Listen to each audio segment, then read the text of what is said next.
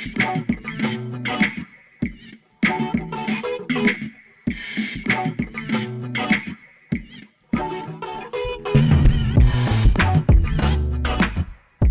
is Camp Countdown, a Toronto Maple Leafs podcast series. I'm your host, Kyle Cushman, and on today's show, we're talking all about Hudson Malinoski, the 2023 draft pick currently playing for the Providence College Friars in the NCAA. Malinoski was taken 153rd overall in the 5th round by the Maple Leafs back in 2023 after a really strong season in the Alberta Junior League with the Brooks Bandits. He put up 16 goals, 69 points in 44 games, but was drafted as an overage player. He was born May 2004. That draft class was late 2004, early 2005 born players. Well, he has a pretty interesting story. Back in 2017, when he was 13 years old, Malinoski actually fell off of his roof trying to shovel snow. He sustained a concussion. He tore his vertebral artery that supplies brain with blood, and that required an experimental surgery to repair the damage done. Of course, with a major surgery like that, there was a significant worry that he would never be able to play hockey again, but thankfully he was able to make a full recovery and eventually return to sports. And so that major injury kind of put Malinoski behind the 8 ball when it comes to his development, missing that much of an important season when you're 13, 14 years old playing U15 kind of AA, AAA hockey. That's going to be a significant hit to any kind of future progression, especially going into a WHL draft in like a year's time at that age. So for Malinoski, he ended up staying at home in Saskatoon, Saskatchewan, playing the AA and AAA ranks until 2022, which ultimately was his final draft year, or his first draft year, I should say. Played for the Saskatoon Blazers U18 AAA team that season, captained that team, put up 31 goals in 43 games, 60 points, and then made the jump to the Alberta Junior League. And then that's when things started to really ramp up for Malinoski. Playing at that level, making the jump from the AAA ranks to the Alberta Junior League, he was immediately one of the top centers for one of the top teams in the entire nation in terms of that level in the Alberta Junior League, and got on the Leafs' radar to eventually be drafted, of course. And so that brings us to this past season, where Malinoski makes the jump to the Hockey East Conference in the NCAA with Providence. And that's a team that has had some significant success in the past, but has kind of been a bit of a rebuilding team the past couple of years. Malinoski puts up 9 goals and 18 points in 35 games, playing as like a top 6, top 9 center throughout the course of the season, having some big performances against some of the top teams in the country like Boston University, Boston College, different teams like that, where he really helped Providence stay in games and even win some of those games. But ultimately, Providence came up short at the end of the season. They went on a bit of a skid at the end of the season after being ranked top 10, top 15 much of the season. End the season 16th in the main rankings used to determine who goes to the national tournament. But because of conference champions all going to the tournament, that meant Providence College was out because there are a couple teams ranked beneath them that jump into the tournament. And so ultimately, Providence did not make the national tournament. So Malinoski's season ended in the Hockey East tournament against UMass in a 3-1 loss where he scored the only goal in that game. Again, had some big performances in big spots against big teams.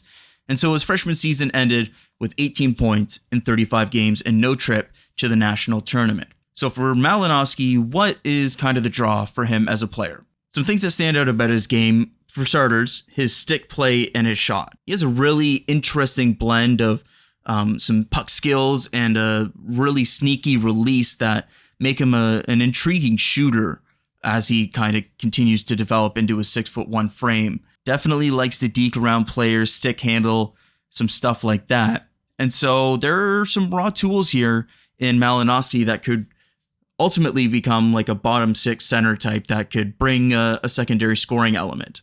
But for right now, the big step is what he can do as a sophomore, playing even more minutes in a bigger role with Providence this upcoming season. He had a good freshman season, played well against some big teams, but needs to be more consistent over the entire season and get closer to that point per game rate to really start to get on the radar as a prospect to watch for the Maple Leafs.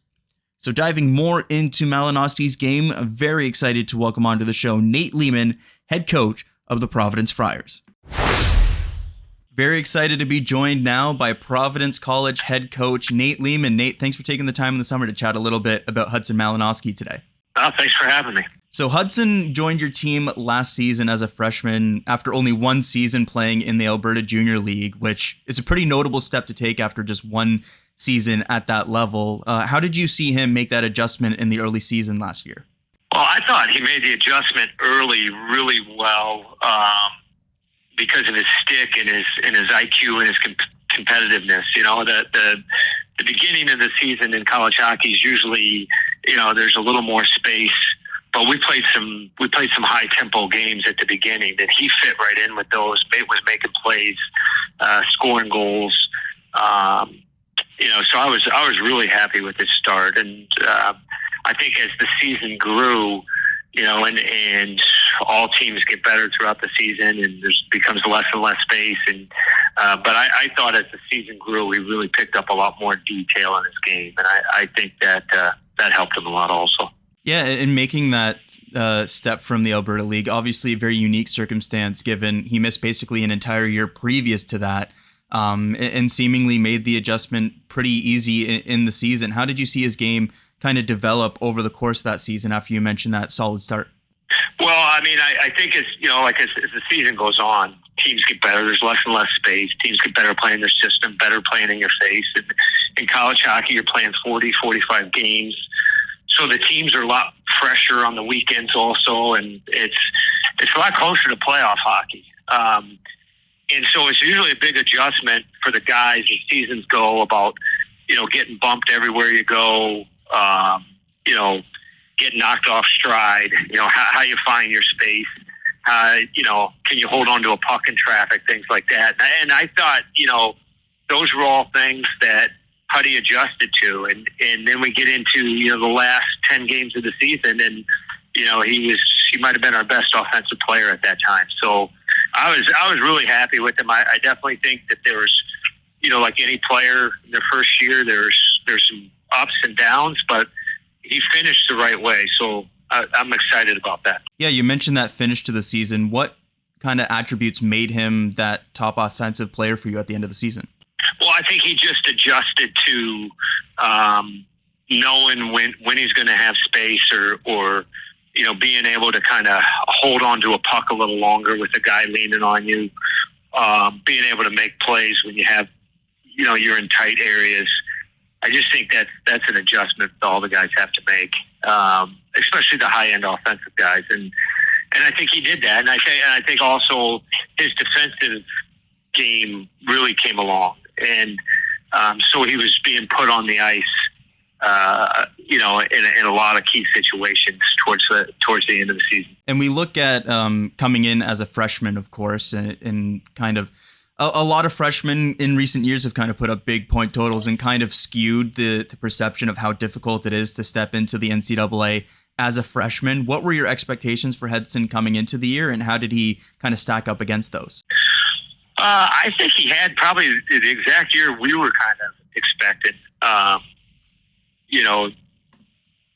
We needed his stick. We wanted his offensive ability. We knew there was going to be an adjustment away from the puck.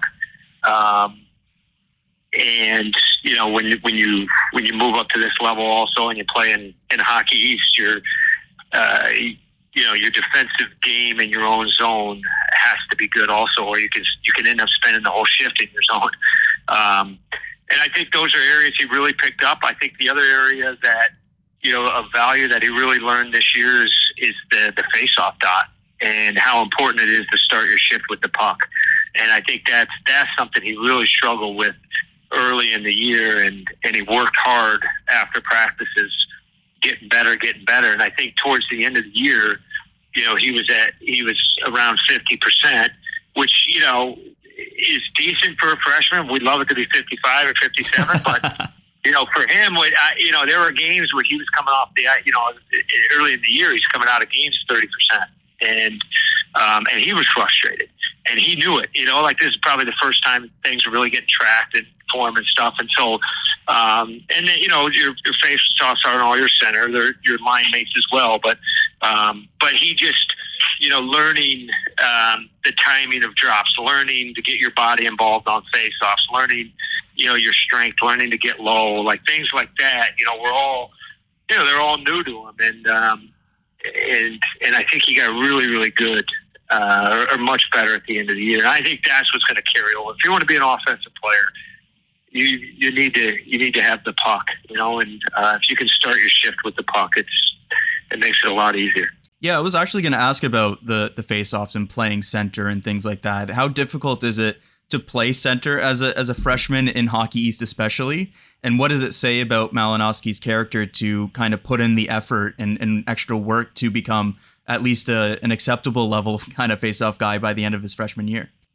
Yeah, I mean, it says a lot about him. I mean, he could... he was frustrated, and he would, like early in the season, he was frustrated.